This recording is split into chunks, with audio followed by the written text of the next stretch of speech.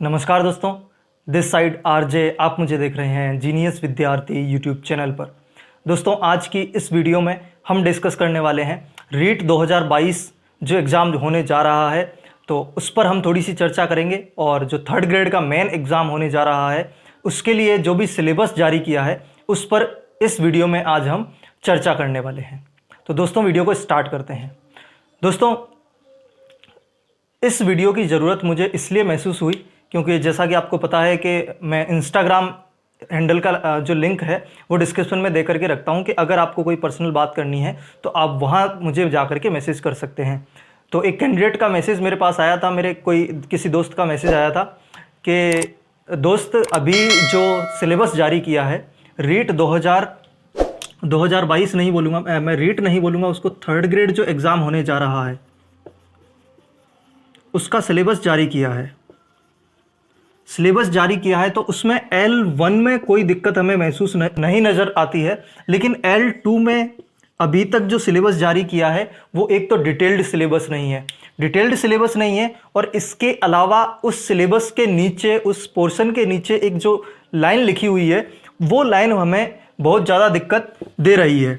ऐसे कैंडिडेट्स का कहना है कि जो वो लाइन लिखी हुई है उसमें कुछ ऐसा लिखा हुआ है कि जो सिलेबस रहेगा उसमें जो विद्यालय ही विषय रहेंगे, जो स्कूल के आपके टीचिंग सब्जेक्ट्स रहेंगे, teaching subject in the sense कि अगर आप साइंस से हो तो आपको साइंस मैथ्स उसमें पूछे जाएंगे, तो जो आपके विद्यालय विषय रहेंगे उनके अंतर वस्तुओं का जो स्तर रहेगा वो उच्च माध्यमिक स्तर का रहेगा, और जो कठिनाई का स्तर रहेगा वो स्नातक स्तर का रहेगा।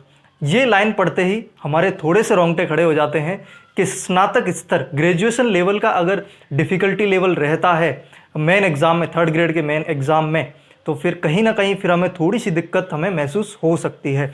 ये क्यों हो सकती है उस पर हम एक बार थोड़ी सी नज़र डाल लेते हैं। तो इसके लिए देखिए दोस्तों, सबसे पहले मैं थोड़ी सी चर्चा करूँगा इससे पहले रीट एग्ज़ाम को लेकर के। तो रीट में जैसा कि हमें पता है कि रीट का सिलेबस अभी कोई चेंज नहीं किया गया है, उसके अंदर जो पहले जिस तरीके का पैटर्न था वही पैटर्न इस बार दोहराया जाएगा। तो सबसे पहले मैं इस वीडियो में बता देता हूं कि हम खास तौर पर बात करने वाले हैं साइंस वाले स्टूडेंट्स के लिए, क्योंकि जीके में क्या रहता है कि जीके में अगर विद्यालयी विषयों का जो स्तर उच्च माध्यमिक स्तर का बना दिया जाए तो उसमें इतना डिफरेंस नहीं आता है, क्योंकि आपके विद्यालय विषय क्या रहेंगे, एसएसटी रहेगा। तो आपको जीके, राजस्थान जीके वैसे भी पढ़ना है जो 130 नंबर का हमें देखने को मिलने वाला है। इसके अलावा आप रीट में भी पढ़ते हो, तो रीट में अभी तक हमें जो लेवल देखने को मिलता है वो कहीं ना कहीं 10th लेवल तक हमें, जो हमारे सब्जेक्ट्स हैं विद्यालय विषय, वो 10th लेवल तक हमें देखने को मिलते हैं। तो जीके में क्या होता है कि अगर आप उच्च माध्यमिक स्तर तक भी जाते हो आपके विद्यालय विषय में, तो थोड़ा सा आपके 10th तक जो स्तर रहता है उसका ब्रॉड पार्ट वहां पर आपको देखने को मिलता है।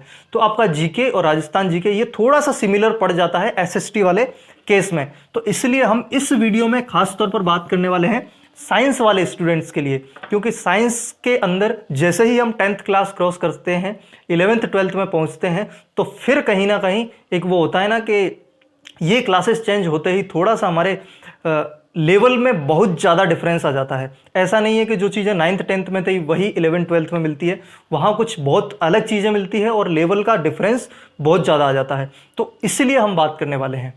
हालांकि ये जो सिलेबस जारी किया है इसमें चेंज होना, मुझे लगता है कि 99% इस सिलेबस में अभी तक थोड़े से बदलाव हो सकते हैं वही लेवल को लेकर के। और मुझे इतना भी थोड़ा सा मुझे ऐसा अंदर से विश्वास आ रहा है कि इन्होंने जो लेवल बोला है कि उच्च माध्यमिक स्तर तक लेवल रहेगा, अंतर वस्तुओं का जो विद्यालय विषय हैं वो उच्च माध्यमिक स्तर तक नहीं आएगा। इसके लिए मैं आपको एक रीज़न देने वाला हूं कि क्यों नहीं आ सकता है, और आएगा तो क्या आ सकता है। ठीक है, तो उस पर हम बात कर लेते हैं। लेकिन उससे पहले मैं थोड़ा सा रीट के सिलेबस के लिए बात करूंगा कि जो साइंस मैथ्स वालों के लिए 60 क्वेश्चंस पूछे जाते हैं, वो साइंस और मैथ्स से पूछे जाते हैं। ये प्रोबेबली 30 क्वेश्चंस रीट में पूछे जाते हैं। तो 60 क्वेश्चंस जो पूछे जाते हैं उनका स्तर कहाँ तक रहता है, 10th लेवल तक रहता है। ठीक है, 10th लेवल तक रहता है। अगर इस बार ऐसा बोल दिया है कि थर्ड ग्रेड के मेन एग्जाम में 12th लेवल तक हमें विद्यालय विषय का स्तर पूछा जाएगा, तो हमें इतना ज़्यादा हड़बड़ाने की या इतना एग्रेसिव होने की ज़रूरत नहीं है, इतना पैनिक होने की ज़रूरत नहीं है, क्योंकि इससे ऊपर जो एग्ज़ाम होता है सेकंड ग्रेड, उसमें हमें ग्रेजुएशन तक से लेवल के क्वेश्चंस पूछे जाते हैं। तो अगर 12th लेवल का यहाँ से पोर्शन पूछा जा रहा है तो हमें इतना पैनिक होने की ज़रूरत नहीं है। ये मैटर करता है कि हम जो भी सिलेबस हमें दिया गया है उस पर हम किस तरीके से रिएक्ट करते हैं, उसको किस तरीके से अडॉप्ट करते हैं और क्या हम उसके लिए अपनी स्ट्रेटेजी तैयार करते हैं। लेकिन मैं बता रहा हूं कि 12th लेवल से स्तर नहीं पूछा जाएगा, अगर पूछा जाएगा तो किस पोर्शन से पूछा जाएगा वो मैं आपको डिस्कस कर देता हूं। लेकिन उससे पहले आपको बता देता हूं कि 10th तक का तो आपको पोर्शन यहां पर पढ़ना ही है।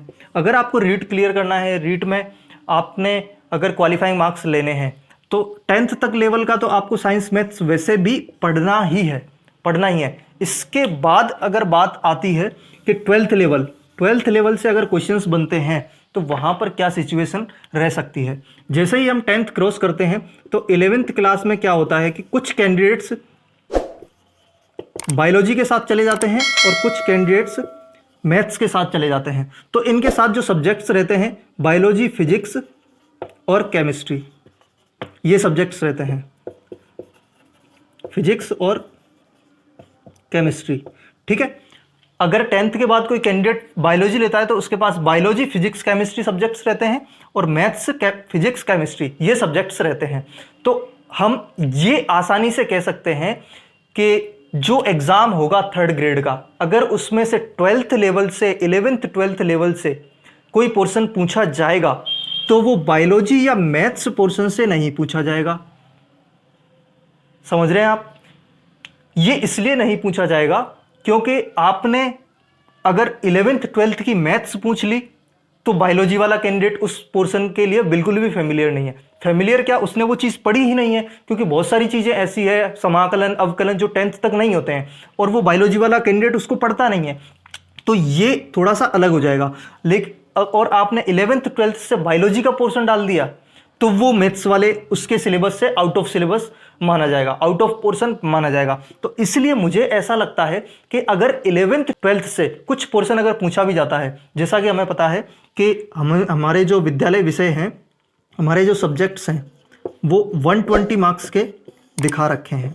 ठीक है, 120 मार्क्स के, तो हमें इतना पैनिक होने की जरूरत नहीं है, क्योंकि अगर 120 मार्क्स दिखा रखा है तो हो सकता है कि 11th 12th से कुछ 20-30 नंबर का मैटर पूछ लिया जाए। मैक्सिमम अगर पूछा जाएगा तो 20 मार्क्स का मैटर पूछा जा सकता है, ऐसा मेरा मानना है। ठीक है, अगर वो पूछा भी जाएगा तो वो इन दोनों पोर्शन से पूछा जाएगा, फिजिक्स और केमिस्ट्री का जो भी बेसिक लेवल होता है, जो 9th 10th तक का लेवल है, वहां से थोड़ा सा ऊपर लेवल पूछा जा सकता है। वो इसलिए क्योंकि वो बायोलॉजी वाले कैंडिडेट ने भी, स्टूडेंट ने भी फिजिक्स केमिस्ट्री पढ़ी होती है 11th 12th के अंदर, और जिसने मैथ्स लिया होता है उसने भी फिजिक्स केमिस्ट्री 11th 12th में पढ़ा होता है। तो जो चीज़ें रहती है केमिस्ट्री के अंदर, बहुत बेसिक लेवल की चीज़ें रहती है, आवर्त सारणी वगैरह, इस तरीके की चीज़ें, बल आगुण, जड़त्वागुण वगैरह, तो ये दोनों कैंडिडेट्स ने पढ़ी होती है, जिसने बायोलॉजी लिया होता है और मैथ्स लिया होता है। तो इसलिए अगर कोई पोर्शन पूछा भी जाता है तो ऐसा नहीं सोचना है कि मैं बायोलॉजी का हूँ, अगर मैथ्स इस लेवल की आ जाती है 11th 12th लेवल से तो मैं कैसे सॉल्व करूँगा। मैं मैथ्स का हूँ, अगर बायोलॉजी 11th 12th के लेवल से आ जाती है तो मैं कैसे सॉल्व करूँगा। तो इसलिए आपको इतना डरने की ज़रूरत नहीं है, क्योंकि अगर पेपर बनाया जा रहा है, बोर्ड इस तरीके का अगर सिलेबस जारी करता है तो कहीं ना कहीं वो इन चीज़ों को भी ध्यान में रखेंगे कि अगर यहाँ से 11th 12th से पोर्शन डाला जाए तो वो कहीं ना कहीं एक कॉमन सब्जेक्ट से डाला जाए। और कॉमन सब्जेक्ट जैसा कि मैंने आपको बता दिए हैं, फिजिक्स और केमिस्ट्री कॉमन सब्जेक्ट्स हैं, और इतना भी हमें डरने की ज़रूरत नहीं है, क्योंकि 120 में से हमें मैक्स टू मैक्स 20 से 30 नंबर का जो पोर्शन है वो यहाँ पर देखने को मिल सकता है। क्योंकि जब हम सेकंड ग्रेड देते हैं तो उसमें भी 150 क्वेश्चन में से 40 क्वेश्चन ग्रेजुएशन लेवल से पूछे जाते हैं। तो 11th 12th लेवल से अगर 3rd ग्रेड में कुछ पूछा जा रहा है, थोड़ा बहुत पोर्शन फिजिक्स केमिस्ट्री से, तो हमें पैनिक होने की ज़रूरत नहीं है। और 10th तक का लेवल आप ऑलरेडी रीड के अंदर पढ़ते ही हो, तो इसलिए साइंस वाले कैंडिडेट्स को भी इतना पैनिक होने की, इतना अग्रेसिव होने की कि हमारे लिए सिलेबस ये क्या चीज़ें हैं, इतना आपको घबराने की ज़रूरत नहीं है। और जो लाइन वहाँ पर लिखी हुई है उसका मीनिंग मुझे इतना समझ आता है कि जो आपका कंटेंट रहेगा, कंटेंट हो सकता है कि 11th 12th लेवल से पूछा जाए, और उसका जो कठिनाई का स्तर रहेगा वो ग्रेजुएशन लेवल पर पूछा जाएगा। ग्रेजुएशन लेवल का मतलब है कि ग्रेजुएशन से कंटेंट नहीं आएगा आपके एग्जाम के अंदर, ग्रेजुएशन की जो आपका सिलेबस रहता है उससे कोई भी क्वेश्चंस या फिर वहाँ से आपको क्वेश्चंस नहीं पूछे जाएंगे, बल्कि जो लेवल है, डिफिकल्टी लेवल, वो थोड़ा सा ऊपर रहेगा, क्योंकि उसमें लिखा हुआ है क्लियरली कि कठिनाई का स्तर जो स्नातक स्तर तक रहेगा। तो कठिनाई का लेवल यानी कि डिफिकल्टी लेवल थोड़ा ऊपर हो सकता है। बाकी मुझे लगता नहीं है कि इतनी डिफिकल्ट चीज़ें वहाँ पूछी जाएगी, क्योंकि अभी तक 10th लेवल तक चीज़ें पूछते रहे हैं। और अगर इस बार अगर पूछ भी लिया जाता है तो हमें इतना पैनिक होने की ज़रूरत नहीं है, क्योंकि बहुत कम क्वेश्चंस यहाँ से आने की संभावनाएं हैं। और बाकी जो भी रहेगा, अभी तो इस जो भी सिलेबस जारी किया है उसमें थोड़ा सा डिटेल सिलेबस आने की पूरी संभावनाएं हैं, और कहाँ से कितना पोर्शन पूछा जाएगा ये भी थोड़ा सा डिटेल सिलेबस आने की संभावनाएं मुझे पूरी लगती है। सिलेबस में थोड़े से बदलाव होने की संभावनाएं मुझे भी लगती है। तो इसलिए साइंस वाले कैंडिडेट्स को इतना पैनिक होने की ज़रूरत नहीं है। तो अगर आपको ये वीडियो पसंद आया, अगर आपको ये वीडियो थोड़ी सी हेल्पफुल लगी है, तो चैनल को ज़रूर सब्सक्राइब करिएगा, और वीडियो पसंद आई वीडियो को लाइक ज़रूर करें, क्योंकि मैं इसी तरीके की और भी वीडियोस बनाने के लिए प्रेरित होऊंगा। और जो भी आपके सुझाव या सजेशंस हैं वो कमेंट बॉक्स में रख दीजिए। इस वीडियो को अपने दोस्तों में, स्टडी ग्रुप्स में ज़्यादा से ज़्यादा शेयर करें, और चैनल को सब्सक्राइब करके बेल आइकन ऑन कर दीजिएगा, क्योंकि इससे रिलेटेड, रीट से रिलेटेड और भी वीडियोज़ मैं इस चैनल पर लाता रहूँगा, तो आपको वो वीडियोज़ सबसे पहले मिलती रहेंगी। मैं मिलता हूँ आपसे अगली वीडियो में। Thank you so much.